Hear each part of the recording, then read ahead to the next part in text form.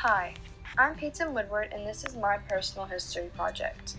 A huge social aspect throughout my life has been volleyball. Although I am not involved in volleyball anymore, it has been a part of my life since I was a first grader. Volleyball in a huge way has shaped the person I am today through teaching me essential life lessons from the beginning to the very end of my volleyball career. An important lesson volleyball has taught me is that sometimes you have to be in an alliance with people that you may or may not necessarily like, and that's okay. Volleyball has also allowed me to travel to fun places all over the country I never would have gotten the chance to go to otherwise, and has given me friendships that have lasted from little leagues to high school volleyball teams and beyond that. Here is a certificate from when I played volleyball on the Freshman A volleyball team last year. With that, another huge social aspect of my life would be my friends and family.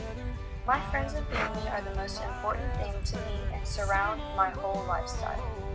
Although some conflict comes along, I have the relief in knowing that my family and friends will always have my back and stand by my side. My family has taught me about the person I want to be, and in some cases the kind of person I do not want to be. They have also taught me important characteristics I bring about in my life, such as loyalty, thoughtfulness, and full-heartedness. My friends have taught me the importance of laughter and experiences, and to never take what I have for granted. Without my friends, I don't know where my life would be or what kind of person I would be today. Texas culture takes up a lot of the cultural aspects of my life. I was born and raised in Texas and have always been taught to be proud of that. The Houston Livestock Show and Rodeo is a huge part of the Texan culture. I have been lucky enough to be able to attend the rodeo from the time I was 8 years old all the way up to this year, and hopefully many more years to come.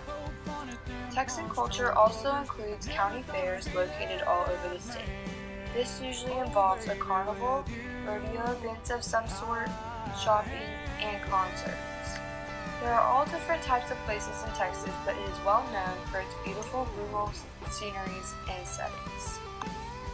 Growing up, I would definitely say my home would be a dictatorship, where the two of my parents are the dictators. My parents have always done a good job of teaming up together against my brother, my sister, and I, and most of the time taking us down. Don't get me wrong, us kids definitely have our leeway in the Woodward house, but at the end of the day, what mom and dad says goes.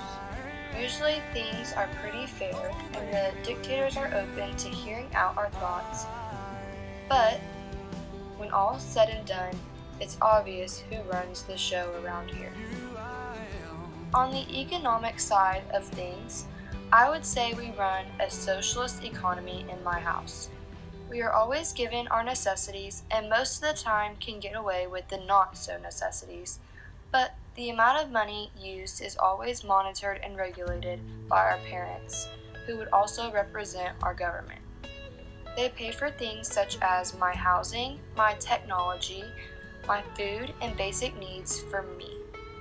While they pay for those things, I'm also expected to pay for things on my own, although most of the time my dad shows some bias for me and will get me the things that I want. I am able to pay for things on my own by working. In the fall, I'm a volleyball referee in Fairfield, and all throughout the year I babysit kids to earn my money. This money is often used for clothing, sometimes food, and unnecessary wants that I may have. I would say that my favorite time period in history that we went over in this class would be the Industrial Revolution. The Industrial Revolution was where rural areas became industrialized and things like manufacturing and all kinds of inventions were introduced to our world. I like learning about that because I think it's interesting to hear how certain things were invented and made and to learn where they started from. Also, the Industrial Revolution had an enormous impact on our lives today. Without the Industrial Revolution, we wouldn't have everyday essentials such as automobiles, telephones, electricity, and factories. Getting from place to place would be very difficult as well without the Industrial Revolution, considering most significant modes of transportation originated during the Industrial Revolution.